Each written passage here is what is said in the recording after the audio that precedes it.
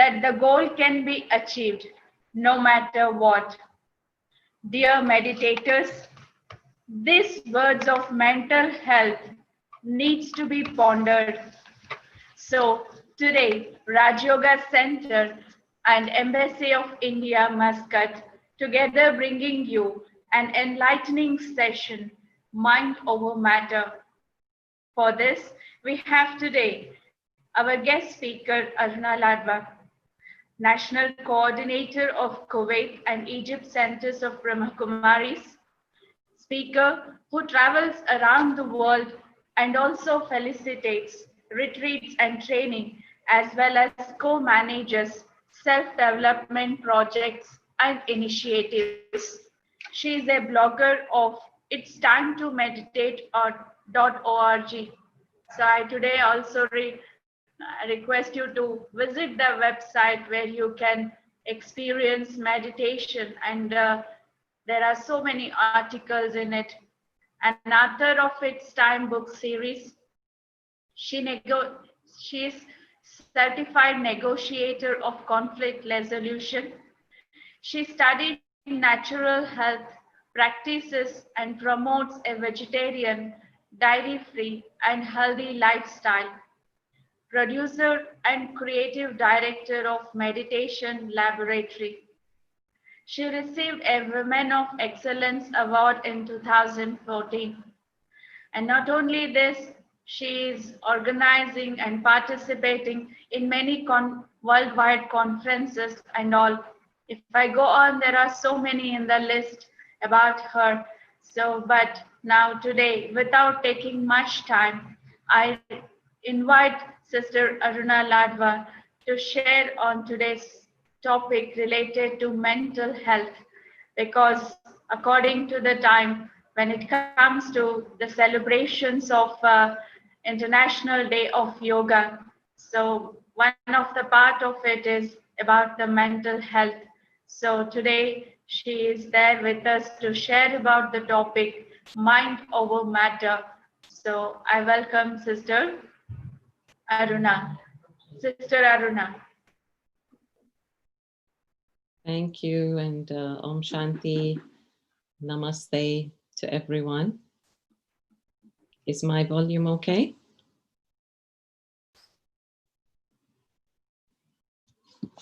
Hello? Can you hear me?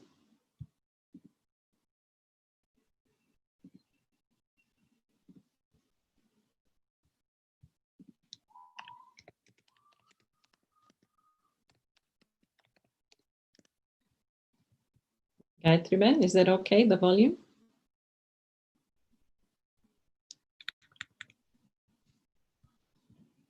You're muted.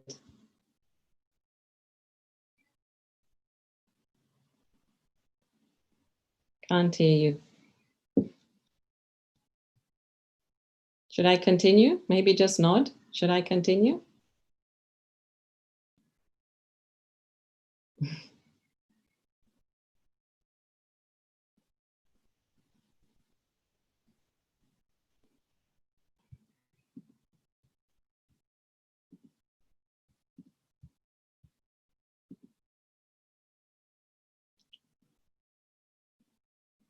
Gayatri Ben, can you hear me? Yeah, I'm hearing you. So you can continue now. Okay, thank you. But you are not being seen. Your video. Yeah, it has to be spotlighted. So maybe the person who's hosting can spotlight. Yeah, you are being spotlighted.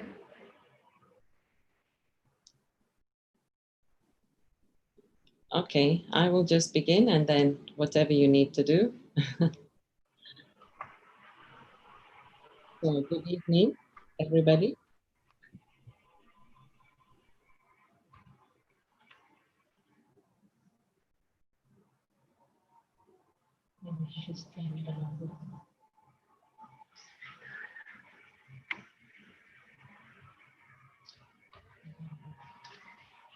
Sister, you can start. Okay, so once again, Om Shanti and namaste to everyone.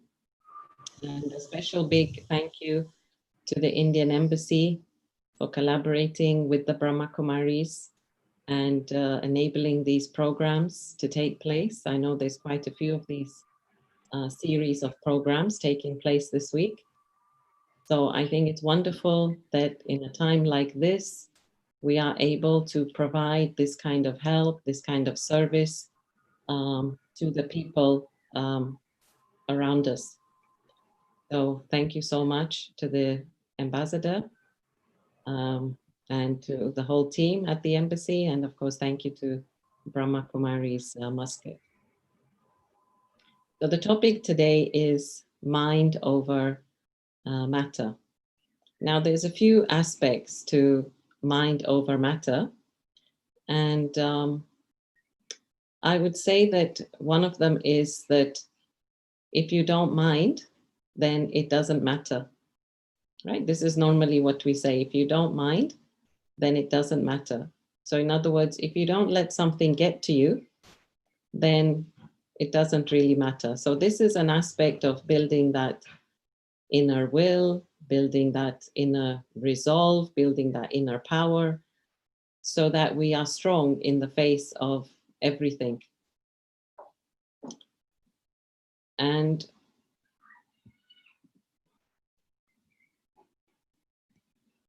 the other aspect of mind over matter is what we call the psychosomatic effect, which is that whatever you think affects the matter, right? Mind over matter. So of course, if you think great thoughts, powerful thoughts, then you become the master of your mind, the body. Sorry, just being distracted here. Okay, I don't think we need screen sharing.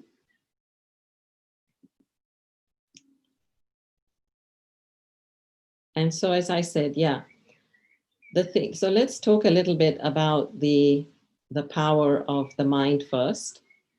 And what I really want to kind of put across to you today is really just how powerful the mind is and how it really is within our power to make us great and also to overcome everything that is around us.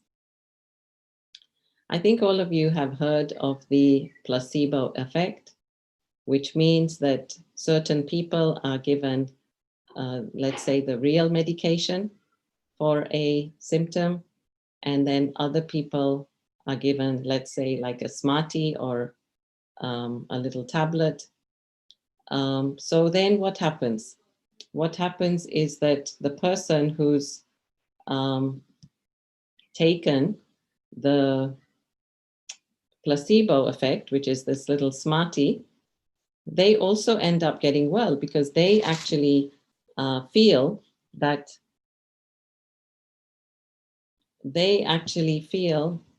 I think we need to cancel the screen sharing. That's the problem. That's why my video is not seen. So if you turn off screen sharing, yeah, that's it.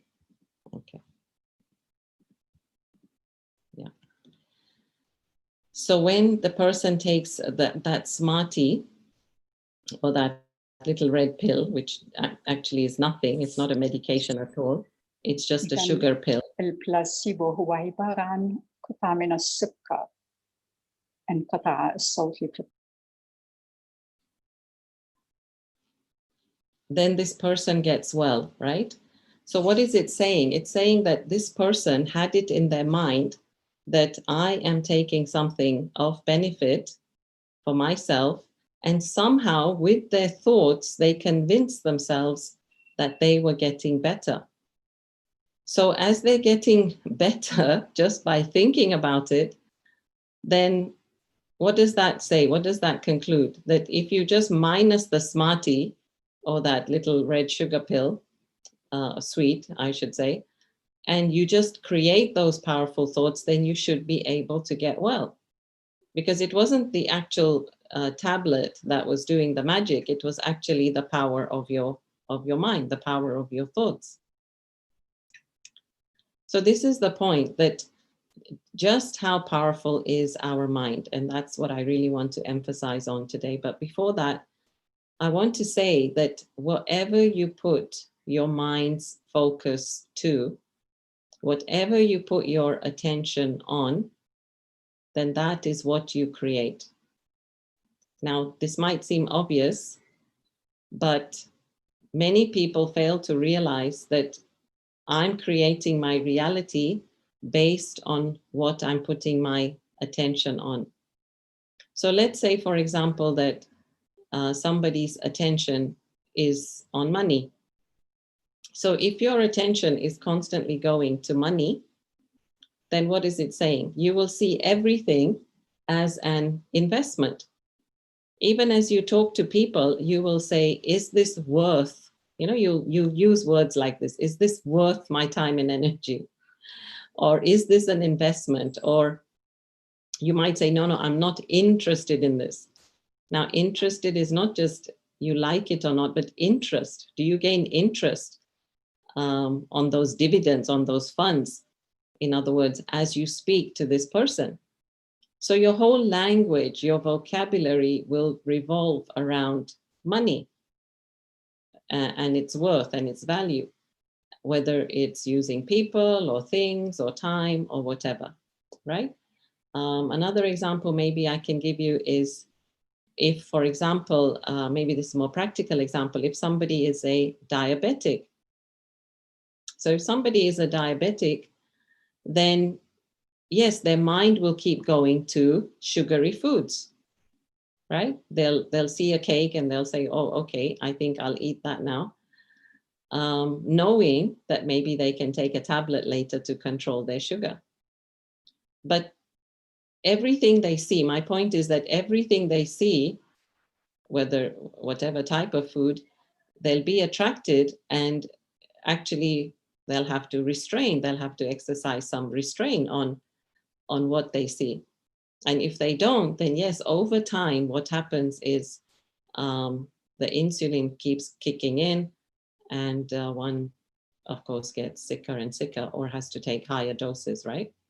I'm not a doctor, so I don't know the specifics of it, but I know enough to know that one has to regulate their sugar.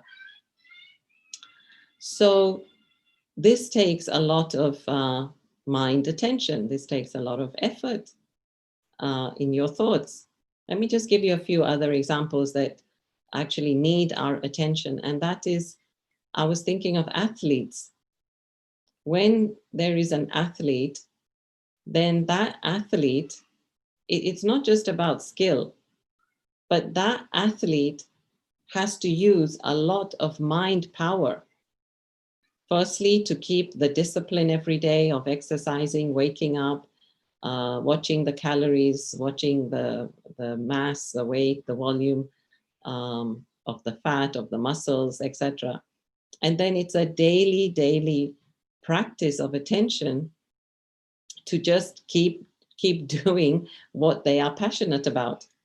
So I beg you to ask every swimmer, every tennis player, every footballer, and you'll see that every day they must be exercising their sport at least 4 to 5 hours a day, if not more. There are some athletes who spend like 6 hours in the gym just to get that, exact perfect figures in terms of body mass, weight, etc. So this is my point. Whatever is my interest in life, that is what I will put my attention to. So if we come to the spiritual now, what about me? What about I, the soul? I want each of you to ask yourself, where is my attention going to? And if I'm not sparing any little attention for me, and all of it's going out there to something out there, then what does it say about how much I value myself? I don't value myself a lot, right? If I'm not giving that attention to myself. So I have to put myself in high priority. Now, that's not an ego. Sometimes people say, well, isn't it arrogant to think of yourself too much? Well, no, because I believe that as we give something to ourselves and replenish ourselves, as we water the soul on a daily basis, then we are able to give back more to others around us. If we neglect ourselves, then what happens? We dry up. And when we dry up, that's when a lot of the, let's say, mental sicknesses erupt. Because now I become the victim, and now I don't have anything to give. And why should I give? If you're not giving, I start comparing. And then I start getting jealous because others are giving, others have a lot to give, and why don't I? So this gives birth to a lot of other mental sicknesses.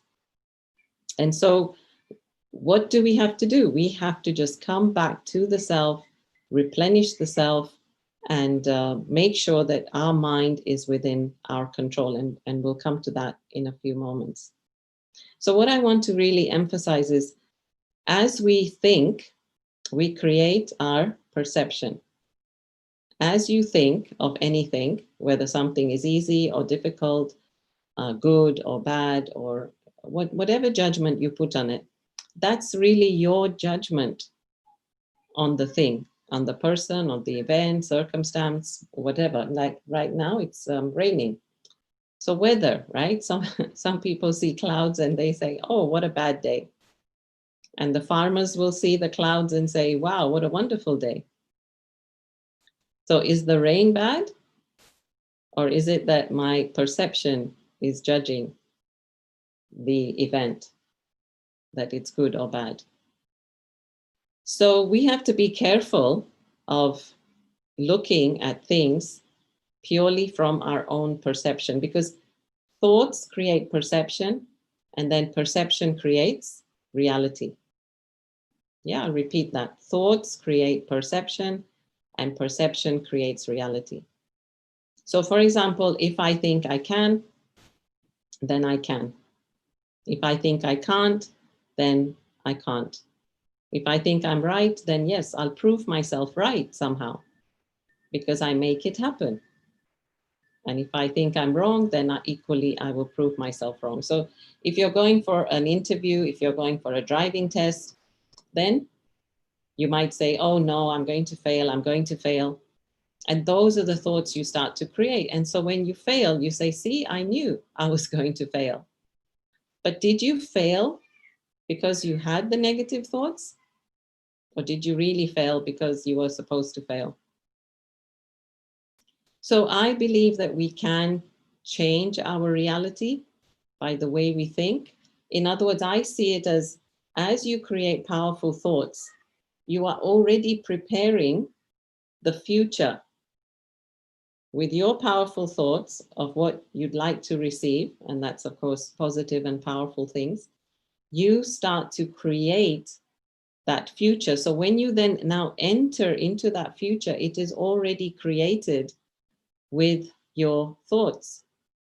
So you have created your reality with your thoughts, and you're entering into a world, let's say, that you have created.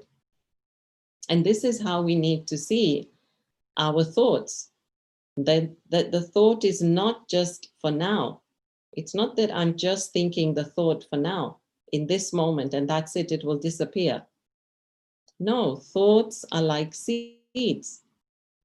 And every time you have a thought, it's being planted. It's being planted, it's being planted, it's being planted. So imagine the guard, the security guard, the attention that's needed to guard our thoughts, to guard our mind.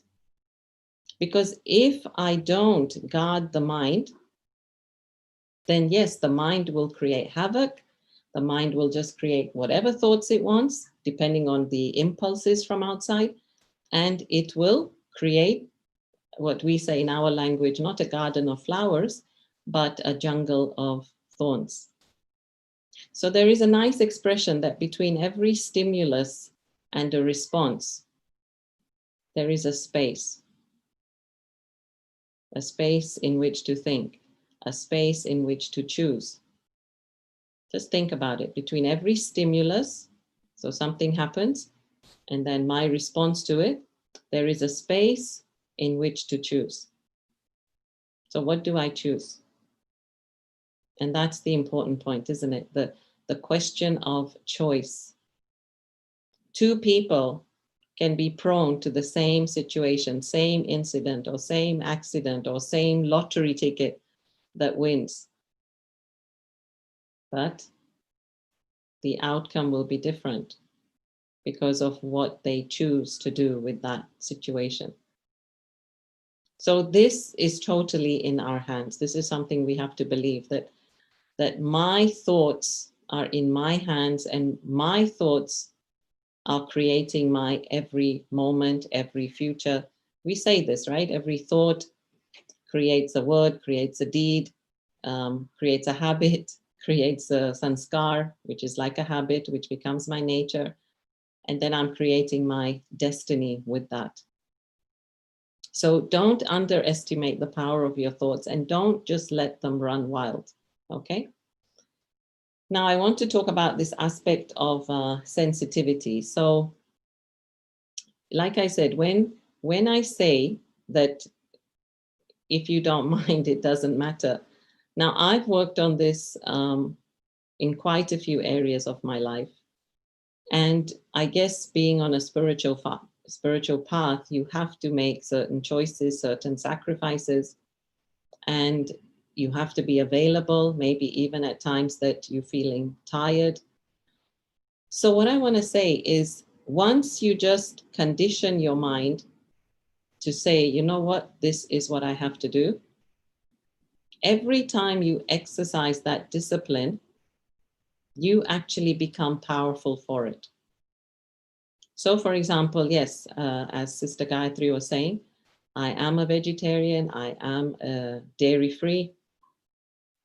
So now I've just decided that I don't want dairy products. So when I go into the supermarket, I just do not go down those aisles.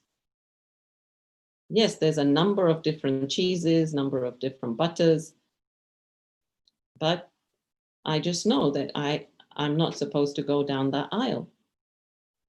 Do you see what I mean? Once you've made a decision, then certain things just become your practice, and you just know this is off bounds and this is within bounds. So once you've made the discipline, then there is no longer that conflict in your mind that should I, shouldn't I, should I, shouldn't I, should I, shouldn't I? Because it's this conflict, the duality, you see, the choice, the struggle that we create in our mind of, well, should I do that or shouldn't I do that? Or should I behave like that? Or should I not say that? When there is opposing forces and that innate conflict, that's when the soul gets tired. And that's when the soul loses its will, as we say. That will to reinforce, that will to do, that will to act. And then this is why we end up suffering, because, main suffering is that I'm just so tired. I can't pick myself up to now do another thing. I become hopeless. I become depressed. So this is all created with our lack of discipline. So one is the thought, but also I'm not being disciplined with that thought. One is to have the thought, but then the other is to stay disciplined with that thought. So this is why, in terms of your life, when you make certain life choices, then yes, firstly begin, let's talk about the mind, because we're talking about the mind. Clothes, food, other things, you can do that in your own time as your homework. But in terms of your mind, why don't you just decide and tell yourself that from today onwards, you're not going to have a negative thought. From today onwards, you're not going to have a waste thought. From today onwards, you're not going to have an ordinary thought. Yeah, these are the stages. Negative, forget it. Waste, forget it. Ordinary, okay, maybe sometimes. But now I have to create elevated thoughts, positive thoughts, powerful thoughts. Let me ask you, if you want to become a powerful soul, how do you become a powerful soul? It's by creating powerful thoughts. That's it. It's simple as that. You can't become a powerful soul by having weak thoughts. So that's what I'm saying. Keep a guard on your mind. And at first, you'll have to keep a lot of guard. You know, it's like when you start exercising or creating a regime. In the beginning, there is a lot of extra attention that's needed. So like, for example, if you go to do Hatha yoga, then your Hatha yoga teacher will say, well, no, now you have to stand like this, okay? So you go around standing like this and you think, oh, no, that doesn't feel normal. That doesn't feel natural. I want to stand like this because that's my normal posture. But then she says, no, please try to stand like this. And after some time, this will become your normal posture. And it's the same here. What happens is when we think certain thoughts, we think, oh, but that's not me. And let me bring in the other element of now, which is the little devil voice in our mind. So the mind will want to think positive, powerful thoughts. But then, what's the devil mind saying? The devil mind is saying, no way. You think you can create positive, powerful thoughts? You are weak, or you've never been successful in your life, or you're not smart enough, or you see, there'll be that negative self-talk coming into your mind. And for that, I would say, just cut it out. Don't listen to it. Every time you hear that negative voice coming up, you say to yourself, well, yeah, maybe I was like that, but today I'm different. And today I'm choosing to make a different choice. Today I'm choosing to create a powerful thought. Do you see? So when I'm creating more and more powerful thoughts, and your mind is filled with powerful thoughts that then, and let me say, as you create more powerful thoughts, they will begin to manifest in your life. How can they not? This is why people say, oh, I just thought about it and you came along. Or I just thought about it and this happened. Did it just happen? Or did you attract it with the power of your thought? You created the thought. You said, I want to do this, or I can achieve this, or this is my goalpost. And with the power of your mind, you made it happen. And this is what we have to believe. See, we don't believe that. We don't believe that we are magicians. We don't believe that we can create this type of magic with our thoughts. We think everything is just coincidental. It's not coincidental. So when you have more powerful thoughts, you start manifesting them. This brings now more confidence into your life. This brings more happiness into your mind, into your life. And then this is how you want life to be, isn't it? You want to be more in power. In other words, you want to be able to manage. I don't want to say control, but you want to be able to manage your life in this way, where anything comes at you, but you're able to, play with it, direct it how you want. It doesn't affect you. It doesn't alter who you are. So this is the inner core. I always believe that when we are working with our mind, this is the inner core that we are working with, is to strengthen the mind. So back to the personal experiences. One was that. The other I want to say is maybe about my white hair. And maybe I've mentioned that in one of the videos earlier. But once you just decide that that's it, I don't mind. I just don't mind having white hair, because to do anything else with it is just so much hassle.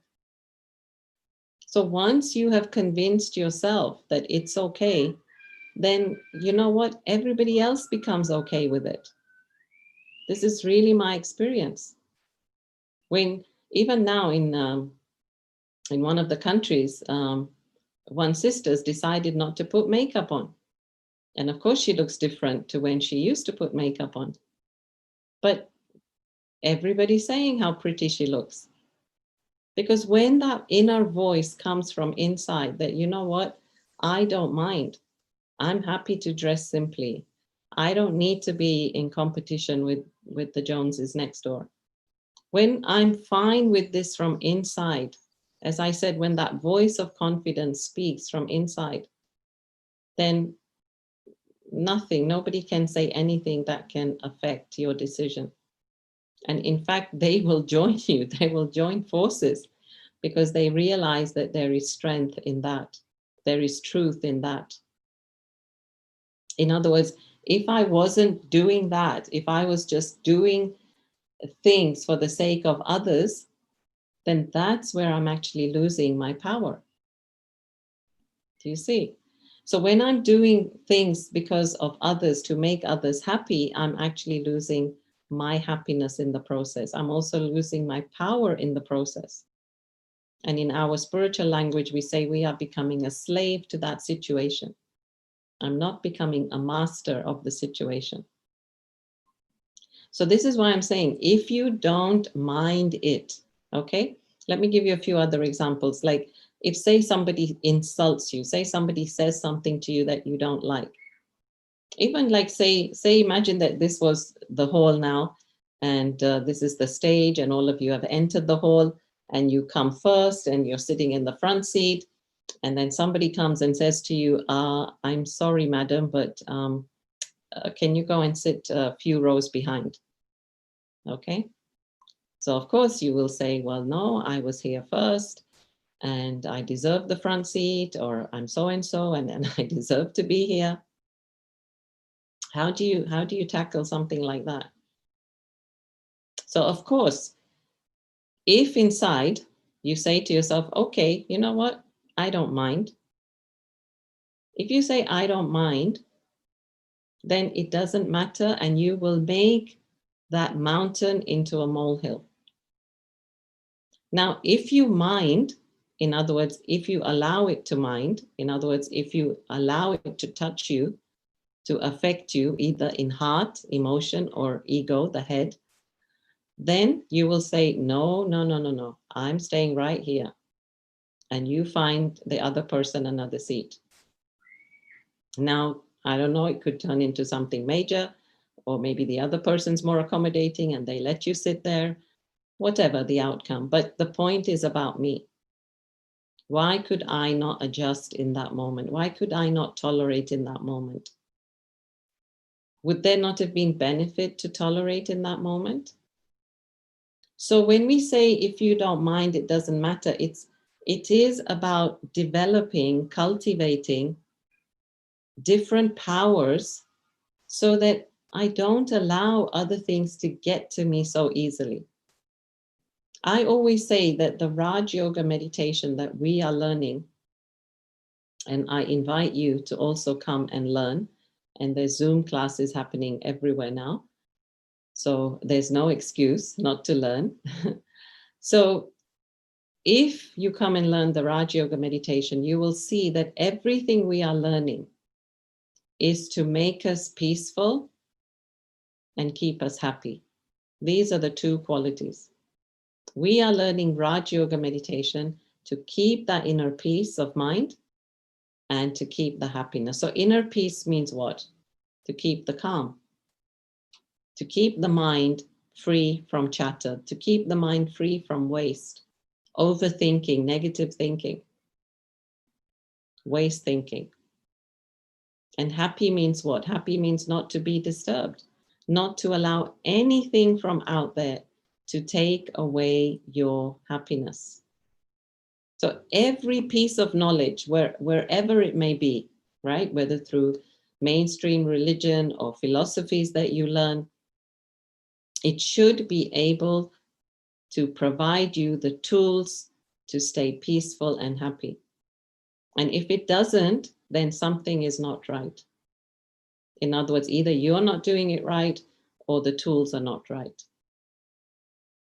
So this is what I'm saying. When we keep coming back to the self, empowering the self, mastering the mind, creating a more powerful mind, then this also has an immediate effect on the body. And I've known many people to heal themselves, to heal their bodies, to heal their wounds, majorly, I don't want to say completely through meditation, but majorly through the power of thought and maybe just a little bit of medication or alternative therapy. Because the main healing actually takes place in the mind. So let me ask you, if you have a problem, okay, if you have a problem in your hip, if you have a problem in your shoulder, if you have a problem in your back, where did that problem actually start? It actually started in the mind. Now, you may argue with me. Luckily, I'm speaking to you and there's not a direct way for a confrontation. But anyway, just think about it. Just think about what I'm saying.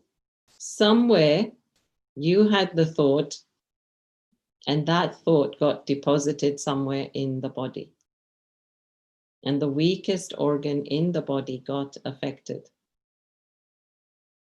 So I can't just say, oh, it's just a shoulder ache. Shoulders are actually responsibility. So when I'm carrying a lot of responsibility, then my shoulders will start to hurt because it's metaphoric. I'm carrying the burden of responsibility. But it's again back to the thought. When I am carrying those thoughts, right? Oh, it's difficult, or I can't do it, or how is it possible? Or even thoughts like, this is too much, I'm overwhelmed. Then this overwhelming feeling will get trapped somewhere in my cells. And then that's what creates the pain in the body. And so what is the pain? The pain comes as a messenger to tell me that there is something wrong with my body. Anytime, right? If you get like, even if your hand hurts, like lately I've been noticing as I hold the phone here, this muscle is getting tightened. So of course I need to exercise it a bit. But it's happening because I'm holding the phone. It's a result of holding the phone, and it's not staying natural. It's being held tight. So in the same way, I can't just say it just happens, right? There's a cause and there's an effect. So what I'm saying is, as we start to think in the right way, start to take everything very lightly, very easily, don't be overwhelmed, be accepting of what is coming towards you, take things lightly, laugh at it, play with it. Then as we keep our mind light in this way, then the body will also stay light, and you'll be able to actually handle everything in an easier way. So nothing needs to be as difficult as it seems. Actually, there's a saying that the mind actually tricks us into believing that things are there when they're not. This is what we call the monkey mind or the wicked mind. The mind tricks us into believing that, there's an imagination there, like that's playing out, that's saying that is worse than it is. Because when you get to that, it's not as bad as it seems. There's examples of, like, what I mean is, your son doesn't come home on time. What's the first thoughts that you start to create? It's not that, oh, he's, I'm hearing an ice cream van. So it's not that he's standing there, bought himself an ice cream and eating it, is it? The thought is, oh, I hope something hasn't happened to him. Or what, for example, if a policeman comes ringing the doorbell? So from the window, you see him. So from the window to the door, your heart is going to palpitate, because you're going to be thinking, why is the policeman here? And a whole series of negative waste thoughts will go through your mind. Why can't we think, oh, he's come to say hello to me? I know that's a bit extreme, but why can't I think positive? Why can't I think that, you know what? Maybe there's a good reason why he's here. So it's so easy for the mind to fall into the negative. And so for this, it needs that attention. Okay, so let's spend the last few minutes maybe looking at some of the solutions. So one of them, as I said, is when something has to be lifted, right? Because we live in this world of gravity. When something has to be lifted, it needs this effort. Because if I let go, then it will fall. And it's the same with the mind. In the beginning, I'm going to need to give it that effort to create those pure, peaceful, positive, powerful, and purposeful thoughts. So I call these the 5 P's: pure, peaceful, positive, purposeful, and powerful thoughts. So your thinking criteria now has to be around these 5 P's. If you're not thinking one of these thoughts, then you shouldn't be thinking at all. Pure, pure-hearted, pure intention. Peaceful. So calm in nature, peaceful in nature. Not rushed, not reactive. Be calm. Even take a moment. You don't have to respond immediately. You don't have to send that WhatsApp message right then and there. Just take a moment, just pause, just calm. Pure, peaceful, positive. It should be positive in nature, not negative, not doubtful. Give them the benefit of the doubt. Try to stay positive. Say, no, there must be a good reason why this is happening. Pure, peaceful, positive, powerful. So let it be filled with that determination. Actually, the other day in our teachings, there was a very beautiful line. It said, when you create a determined thought, then you don't have to create that thought again. Isn't that beautiful? When you create a determined thought, which is a powerful thought, then there's no need to create it again, because it's like it's done. The moment you had it, it's like it's done. Yeah. And purposeful thought, which means that it should be filled with a purpose to it. There should be a reason. Otherwise, if it's not a good enough reason, then no, don't need to think these thoughts. Okay, so this has to be the criteria of your thinking. The other thing I want to say in terms of solution is there needs to be a good purpose to our life to bring mind over matter. Now, what I mean about this is you have to look at the attainment in what you are going to be doing, and don't look at the sacrifice of what you are losing. Okay, look at the attainment of what you are gaining and don't look at the sacrifice. So for example, as I was talking about the athletes, yes, they have to get up early, maybe in the cold weather, they have to get out there and exercise for 6 hours. So what are they focusing on? They're focusing on building better muscles, being stronger athletes, mastering certain skills. They're not looking at, oh, I could have got a few extra hours sleep. It would be nice to stay in bed. It would be nice to stay and have breakfast at home, right? They're focusing on what they're going to get, what they're going to gain. And so this is what I ask you to do now. When you set your mind to do something, look and write. Really, I write it down for myself as well. Write down all the attainments that you are seeing. Of course, there'll be more than what you're writing or what you're seeing. But write down all the attainments that you are seeing. And that becomes your motivation to what you are doing. And then I would suggest that you actually put for yourself little goalposts. So start with small aims, because trying to master the mind is I don't want to say impossible. It's not impossible, but certainly takes a certain amount of effort and perseverance. So start with small goalposts where you challenge your mind.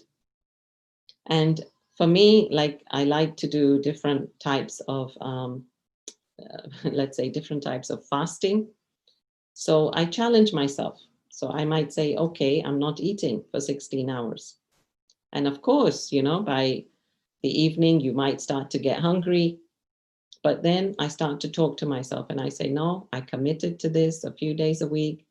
And this is not one of those days that I have to eat. And so that's my small goalpost. If I can just get beyond this, then I can choose, I can do extra days or more days, whatever. So that's my small goalpost. Or there've been periods where I've not eaten salt, or there've been periods where I've just eaten raw fruit and vegetable and no cooked food.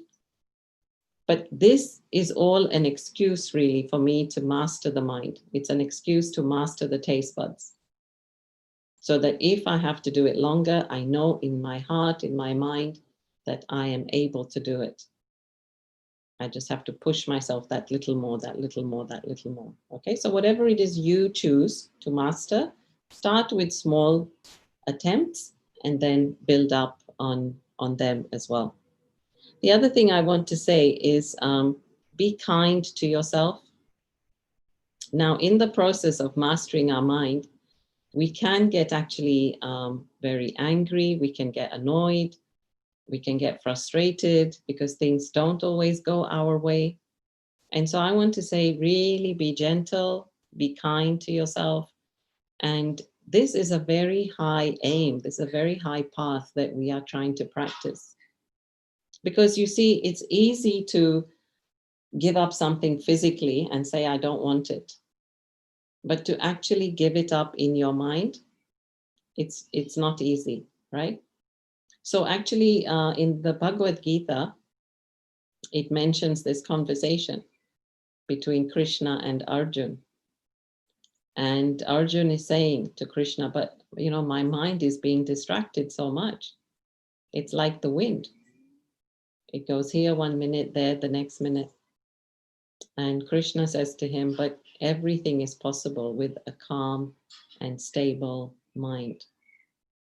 And so really, this is also my message to you, that there'll be a million things to pull our attention, to distract us from what's the real work, the real effort, which is that internal effort of just mastering the mind, because it all starts in the mind. But if I can get this very clear, if I can just master myself, master my mind, then I tell you all else, all other matter, whether it's this matter or that matter, will sort itself out. But first, it's me empowering myself. So as I'm saying, be kind to yourself. You know, don't give in to the voice of the illusion. We say Maya, the illusion, or the devil, or the negativity. Stay firm, stay steadfast in what you're believing. And really, you will see results. I've seen many people walk this path and get very good results in terms of mastering the mind and mastering the body. So in other words, they were, you know, going to be very sick, but then somehow they were able to turn it around with their mind. And also even negative forces, even if somebody's jealous of you, you can actually, with your powerful thoughts, create this shield around you where it doesn't affect you. That negative energy doesn't affect you. So if you have this powerful aura around you, then what's going to happen? That will just be deflected back to that person. So yeah, we have to be very, very clear in what we want, put our mind to it, and as we say, just do it, and we can do it. Okay, so I'd like us now to do a few minutes of meditation, and then after that, I'm happy to take any questions, if we have any questions. Okay, so just sit comfortably wherever you are. Try not to hold on to anything, and just try, and if you want, focus on the picture in front, or if you have some flowers in front of you, or if you have a candle, a burning candle, just focus on that. So we actually practice with our eyes open so that we can be accustomed to the world. It's not like we're floating away somewhere with our eyes closed. So we're very much aware of what's happening, and yet we're able to create that stillness inside of us. So as I say, just sit comfortably And I'm just going to speak some thoughts. We call it a commentary. I would just like you to follow that commentary.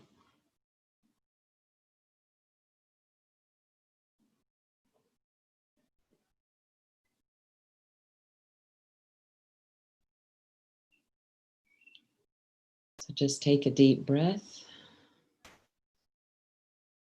With every breath you take in peace.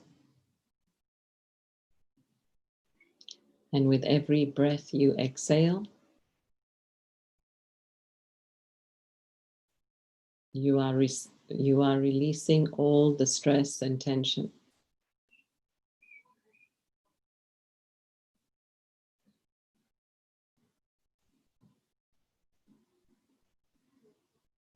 So just say to yourself, I take in peace and calm.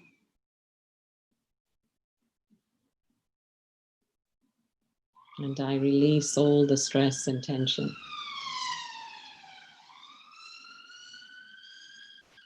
So from the tips of my toes to the top of my head, I just fill myself with calming thoughts.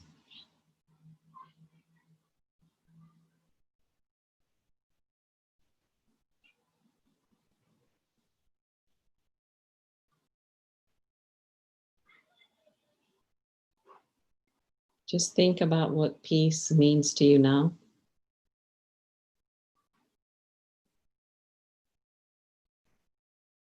What kind of peace do I want? Is it just a quiet room? Is it just peaceful and harmonious relationships? Or is it a peaceful mind?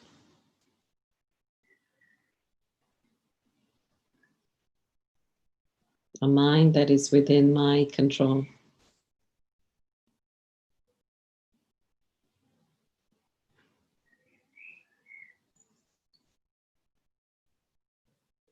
A peaceful mind can make very clear decisions. It can make the right decisions.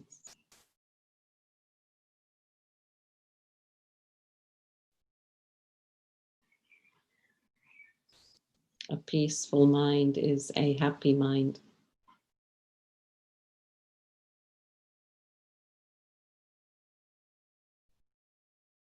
A peaceful mind is a stable mind. So with just that one switch of thinking of peace, I have created that inner calm inside of me and around me.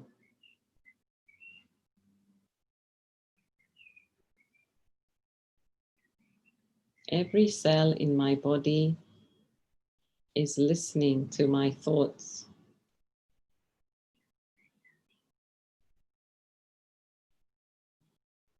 So let me be conscious of my thoughts.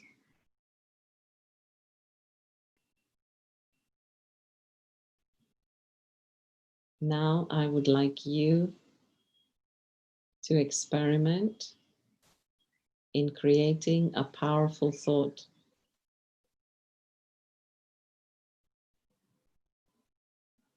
Create a powerful thought for yourself.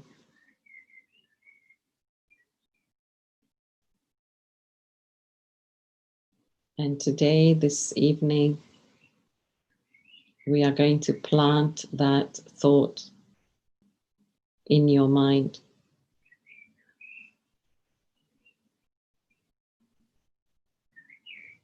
So, for example, I am healthy and well.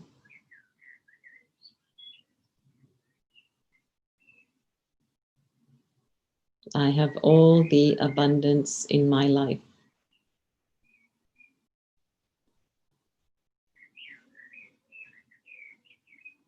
My life is filled with harmonious relationships.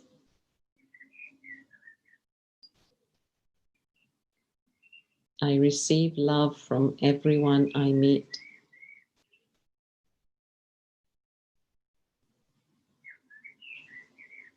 Just decide on one thought and just hold on to that thought.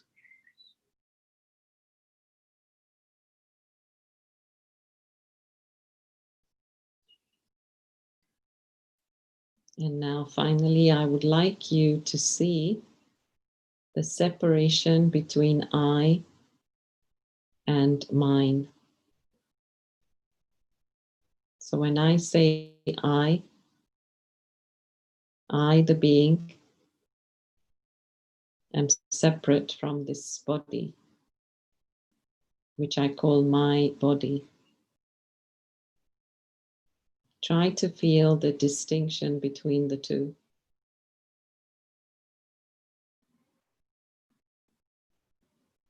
I, the being, am just pure light, pure consciousness, pure awareness. And this body has an expiry date. This body will one day perish. But I, the soul, I will live on forever and ever.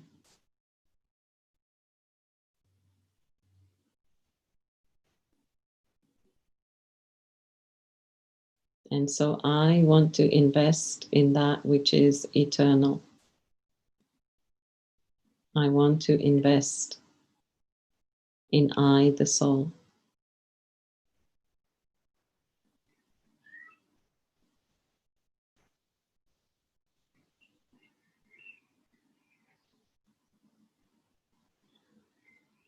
So really just try to be in the being consciousness now. Just feel your eternity.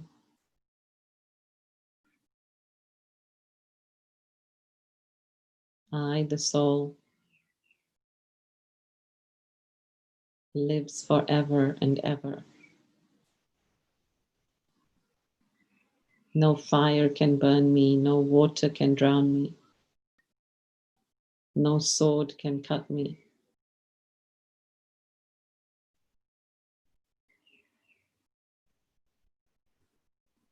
I am eternal.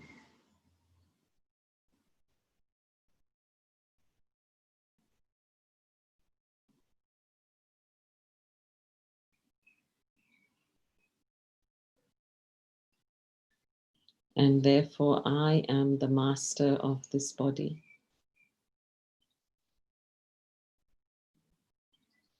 I am the master of these senses.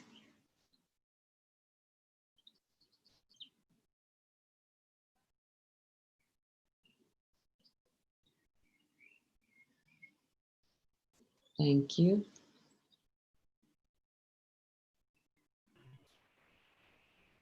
Shanti. Thank you for very much for leading us into such a deep experience. Before that, I would like to ask one of the question. Usually, yes, people think or they say, be positive. So they think, okay, it will happen, everything will be good. But they come across seeing that failing everything, and that makes them disheartened. But you defined it so well today that it should have all these 5 P's, then only we will be successful in this. But again, to have all this, like you started defining each and everything, but to have to all together, because the main complaint is usually we can't remain positive. So then we can go for powerful and all that. The first challenge itself is we can't remain positive. So what you suggest for that? What you guide for us? Well, I would suggest meditation. You have to find your technique, actually. that calms you down. But it has to be a technique that is something from within and not something from without, not something from out there. Because the techniques that are offered from out there, they are very temporary. But you have to have a much more permanent technique that is long lasting, that is thorough in helping you keep calm from the inside. And so one of the best known tools for that is meditation, because in meditation is to actually master the mind. In other words, you become so conscious of your thinking that you start to now decipher. You start to see your thoughts on the, let's say, the frame of your mind. And you say, okay, not this thought, but this thought. If I don't have that quiet and silence of the mind, I can't create that inner peace. So just sit with yourself, even if it's few minutes in the morning, in the evening, even middle of the day, it doesn't matter. But just begin by sitting with yourself, creating that inner calm. Choose one thought, nice thought, and just think about that. It's like you eat a sweet and you're just sucking on that sweet. In the same way, create a nice thought and just kind of chew on that thought for a few moments until you feel that inner calm. So in that sense, yeah, really, because we think a lot and we are not able to perform it. So here, as you mentioned, like lack of will to do and all that. So yes, meditation, which really helps us. So in that sense, how you suggest, like how can we go on with the meditation, or it is again a question how many times we have to do, or when we have to do this meditation? Well, best suggested time for meditation is actually in the morning, because your mind is fresh, your body is fresh, and plus it sets a good tone for the day. The best time for meditation is actually in the morning. Okay, so try to wake up 10-15 minutes earlier, half an hour earlier than you normally do, and just wash your face. And before you get into any other action, just sit and be with yourself. And we suggest morning time because in the morning, when you have a thought, you can't just act on that thought. So if you wake up 5 or 6 in the morning and you think of your boss or your mother-in-law or whatever, the school, you can't just jump to that thought because everybody's still asleep. So you can't just get on the phone, or maybe with WhatsApp, maybe we tend to send messages, but technically, you don't want to disturb people in the morning. So that time when you have a thought, you say to yourself, well, I can't do anything with that. Let me get back to the meditation. Maybe during the day when you are meditating, you have a thought and you say, oh, let me just do this, then I'll come back to meditation. So it pulls, right? It pulls on your thought and you go away from the meditation practice. So that's why we recommend the early morning hours where you are fresh, mind is still fresh, hasn't had many thoughts. So now you begin to empower yourself with those powerful thoughts so that when you go out into the day, you are already feeling empowered from inside. And for new beginners, I would say just sit 10-15 minutes with yourself. But sit in the same place every day, whether it's your seat, your couch, your corner of the room.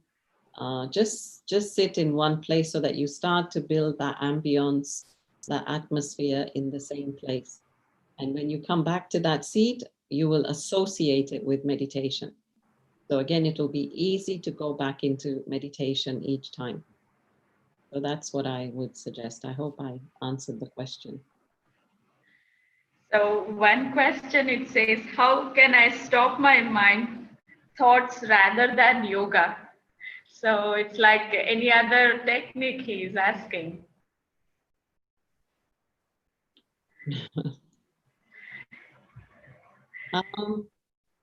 Actually, it's not a question of stopping your thoughts. Because when you say, I'm going to stop my mind or stop my thoughts, what are you thinking about? You're thinking about stopping. Okay, if I say to you, don't think of a bright, juicy tomato, what are you going to think about? Is that bright, juicy tomato, right? So the more you say, don't do that, the more it's going to do it. So that's why you have to kind of manage it. So instead of saying, I don't want to think of that, you say, okay, what would you like to think about? And it's that. So now your focus, right? Meditation is what? It's focus, it's attention. So now I choose to focus on this. This is still there, okay?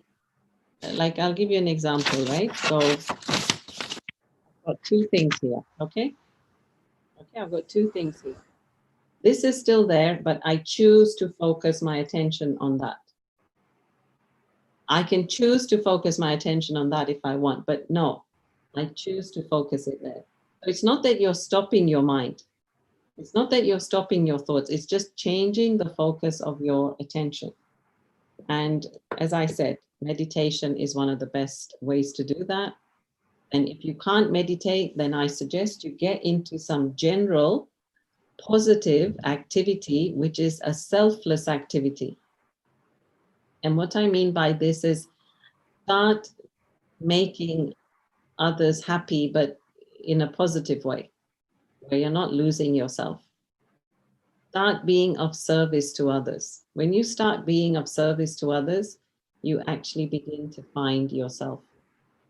If you're a person that can't meditate, just get into doing good karma, good action, good deeds, positive, selfless deeds where you want nothing in return. And then you come back to finding your sense of self through that. Thank you. I think he got his answer. So in that way, no more questions from participants. I think they have got what they were looking for. So in that sense, I just end the session saying that I really thank Indian Embassy Muscat for creating such a platform where many people are being connected, and at the same time they are getting the benefits of listening to the masters in that sense. So it is really a great platform in that way. So I take this opportunity again to thank Embassy of India Muscat, and also I would like to thank Sister Aruna to join all the way from there virtually, but we feel your presence that we are all together and listening to you. So thank you very much for joining us today and enlightening us, showing us how powerful the mind is, because mind is what is playing the whole game. We know, but sometimes we are not being considering it, but you given us those tips in that sense, how really it can be powerful and effective. So those 5 Ps and that small goals and all these things will really help us a lot. So we keep this and move ahead. And thank you very much for joining us today. Thank you. Thank you so much. Om Shanti. So I would like to inform that there is one more session coming up on 17th with the Dr. Girish Patel on holistic healthcare. So I request you all to join us again on that session. Thank you very much for joining us. Good night.